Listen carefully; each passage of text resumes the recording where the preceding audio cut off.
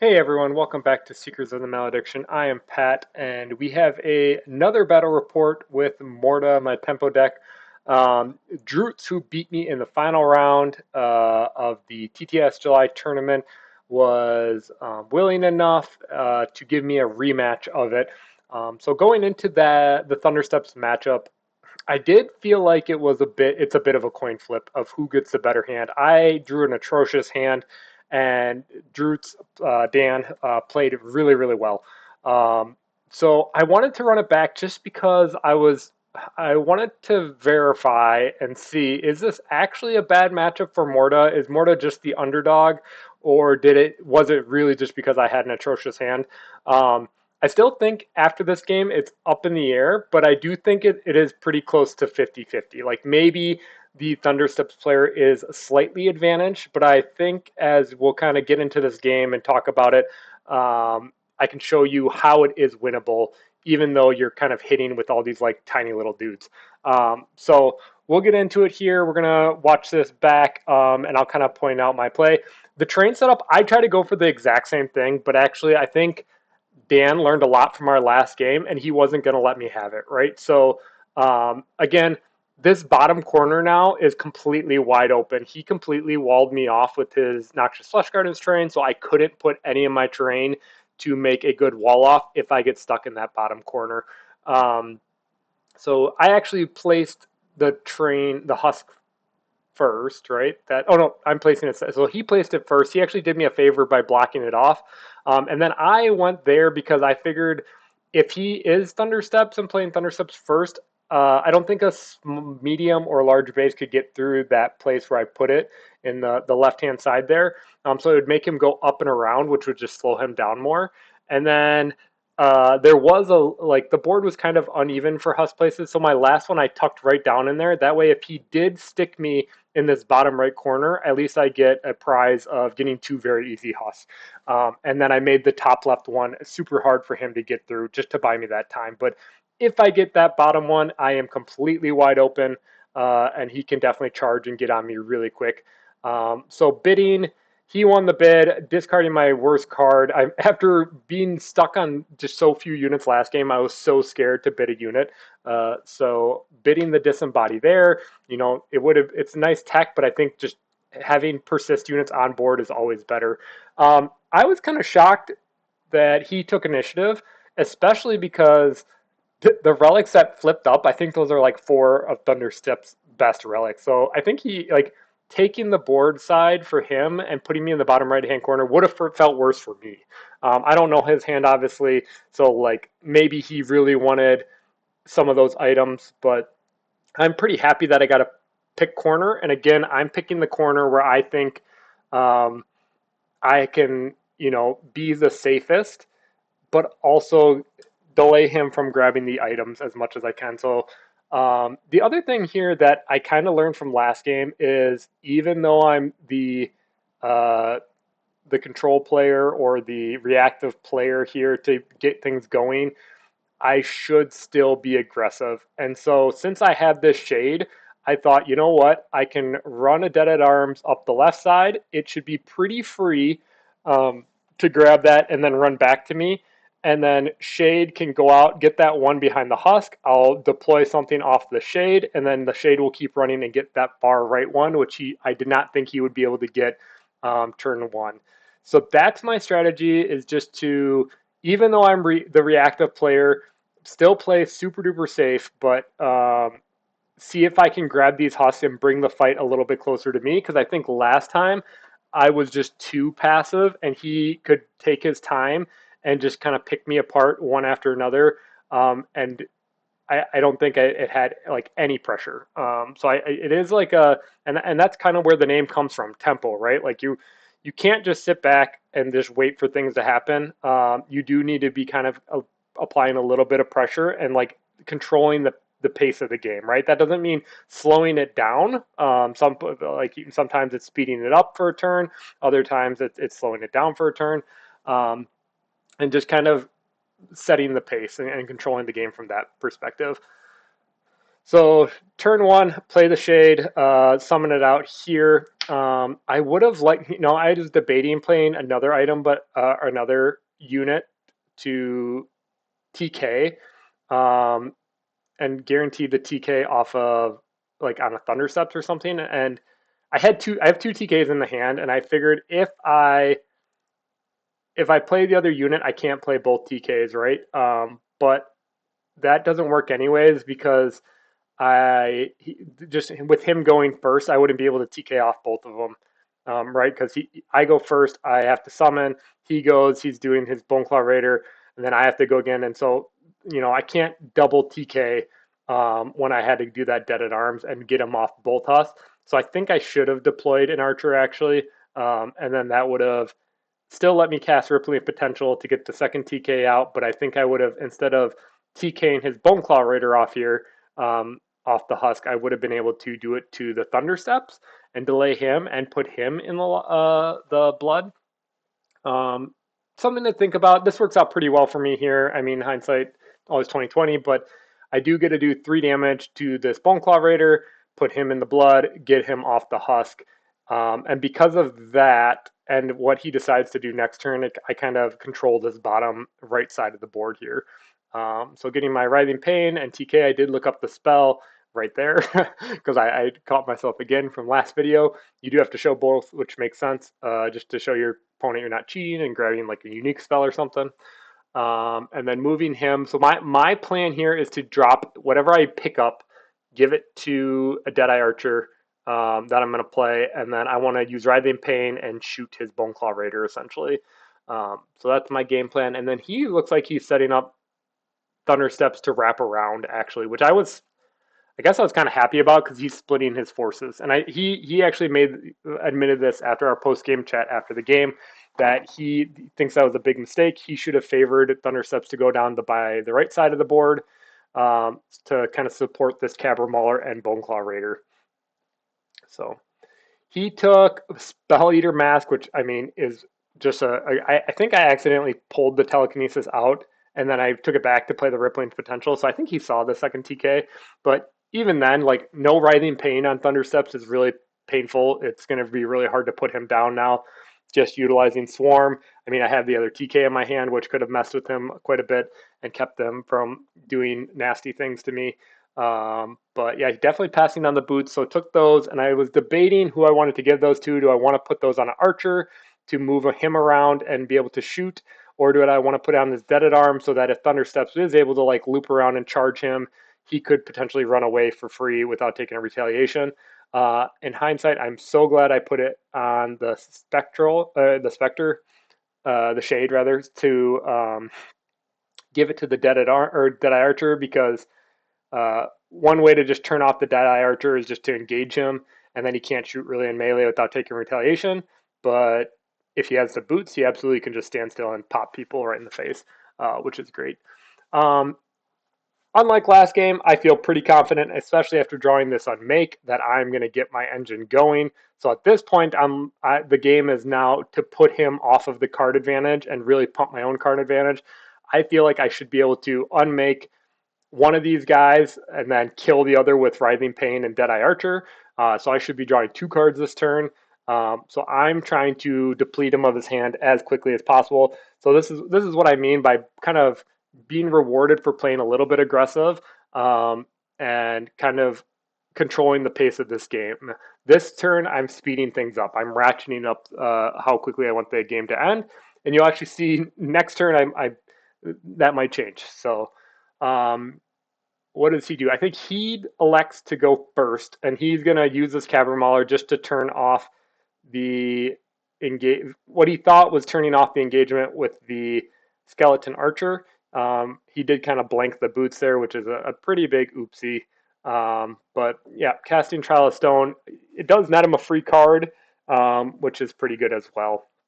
Just because the Skeleton Archer can't make melee attacks, so I can't even hit him back if I wanted to. So automatically, getting a free card out of that is not the worst thing.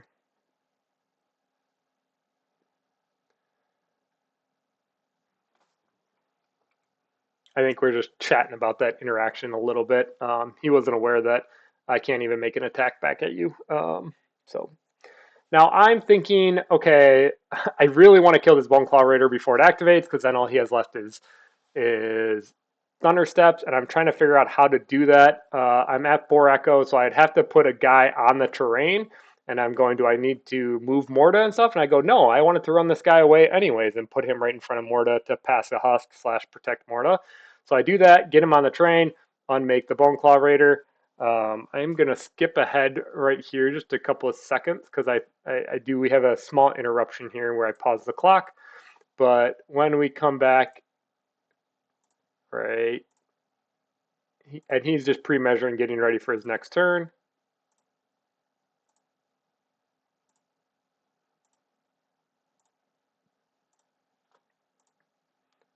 When I eventually come back, I am going to get the Stitch Corpse out of my deck, and that just turns on my Swarm. So now I'm just trying to chain the Stitch Corpses into giving Swarm 2 to do as much damage, hopefully take this Boneclaw or this Cavern Mauler off the board as well.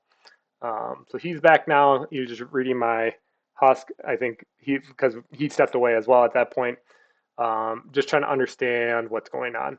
So he pre-measured this out. He's going to go take his first move. So his first action is move. He has boots. He's unstoppable charging. He's charging completely in, and I misplayed. I guess I didn't think he could get me, but I probably should just be more aware. Great unstoppable rush by him. He is going to unfortunately graze.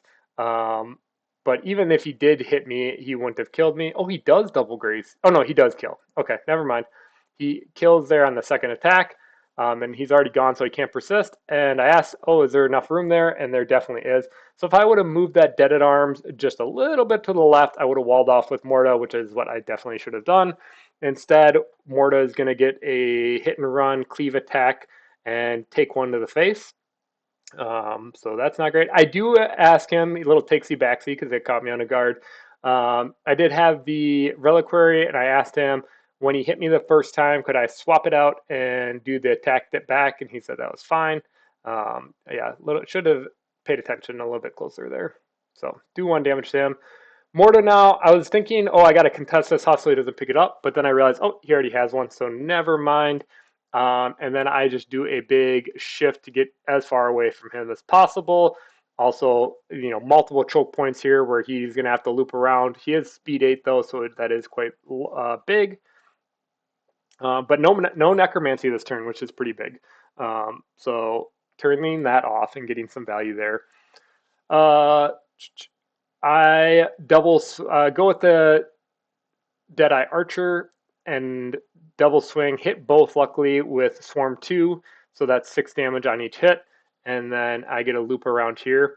I need to be a little bit cautious of 2 things. One, Carrick Beast, Boneclaw Raider, some things can charge all the way from his deployment zone. 2, I am worried that Thundersteps moves over and starts, ignoring Morta because she doesn't have a husk, but starts trying to kill these Deadeye Archers and stuff like that. So that is my other concern here.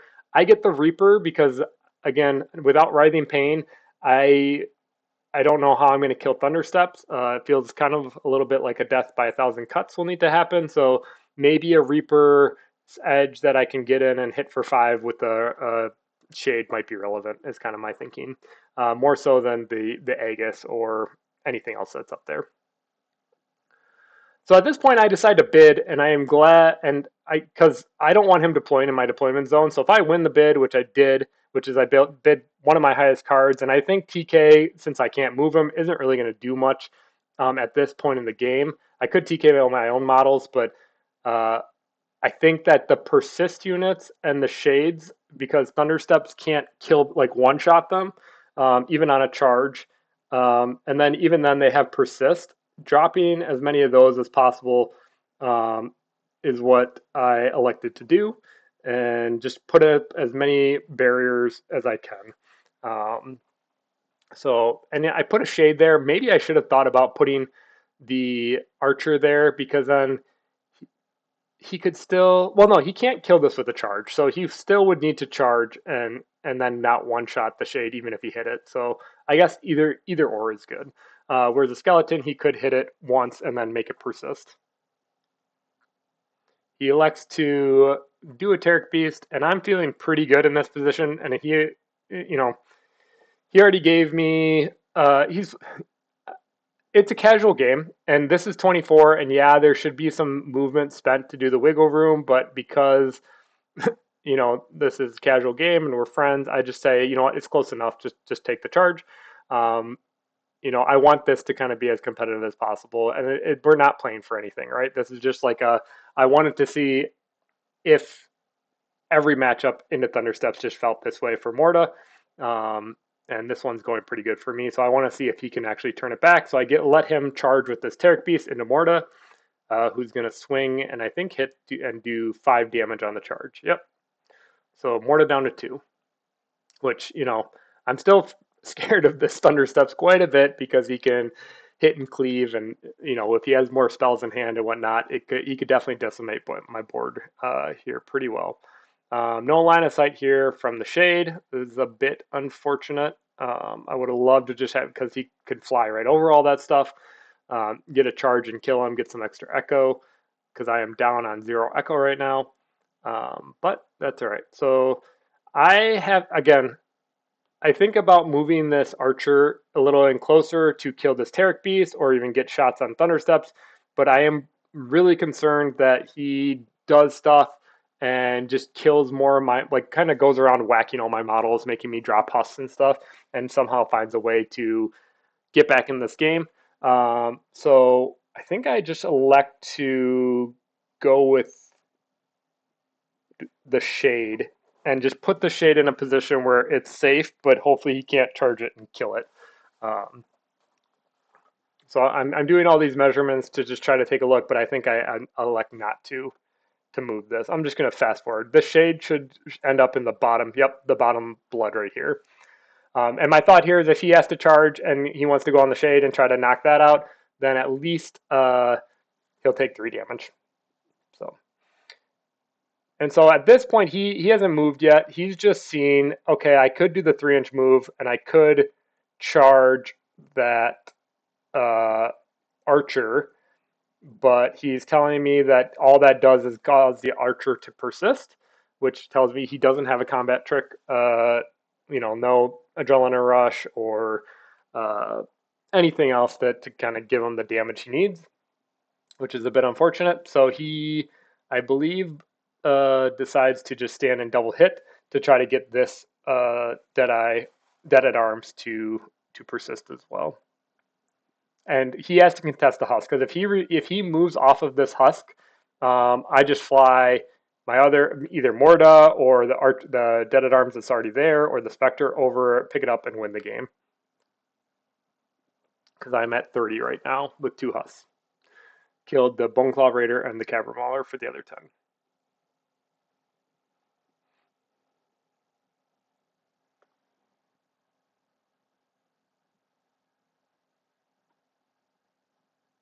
So first attack, graze, unfortunately, and then another graze. So that's just insult to injury. I'm going to dogpile on here with the rest of the stuff. This archer is going to go. Trying to figure out, again, I don't want, next turn, I don't want him to be in a position to kind of cleave and kill a bunch of stuff. I'm looking to end the game next turn, hopefully. So I decided to go here. I feel like it's pretty good, where he can't engage multiple models with a single move and cleave off everything. And then swarm it to kill the dog, hopefully, which I do roll nice 20, and then a graze is going to kill it. And then I get a search a card. This allows me to move the Spectre down first into the sorry. Oh, I put another dead at arms here to walk over and take a hit, and then the Spectre is going to come. So I'm going to use 3 models here to kind of just put everything around Morta or around Thundersteps just to kind of lock him into position. So the shade is going here, kind of turning off, going there. 1 hit, and then this dead at arms is going to hit. And then the other dead at arms, I'd elect, because I'm going to have 4 damage on him. I don't want to give him Berserk, so I'm going to stop there, actually, and just turn everything sideways and just say done. So at this point, we draw cards. I don't even need. He doesn't even bid for initiative. He doesn't deploy anything. I just have to kill Thunder. He just has to, you know. I don't think there's anything he can do. He talks about his options. I think he drew double totems this turn too, so that's really bad. But I think I'd play this Archer. I have another Stitch Corpse. I think I have plenty that I can whittle him down and kind of keep him locked up, which is kind of the whole plan, right? And not trigger Berserk. So I should have plenty of damage to deal with this. And that's going to probably do it for this one. But it does kind of confirm exactly what I was thinking and exactly how I was hoping my initial round three for the finals would turn out, which is to, you know, take off his activations, leave just Thunderstep alone, and then deal with Thundersteps with just outswarming and out activating for him to not really do anything with. The other alternative is if the Thundersteps player is really aggressive and gets in your face, hopefully you have answers like Stitch Corpse plus Writhing Pain, where you can just drop him out of nowhere and do a significant amount of damage. But yeah, that's going to do it. Let me know what you guys think. Do you guys think that Thundersteps is a bad matchup for Morta, or do you think it's more of a coin flip depending on who draws the better hand and gets the better start? Yeah, let me know your comments and your thoughts. And until next time, have a good one.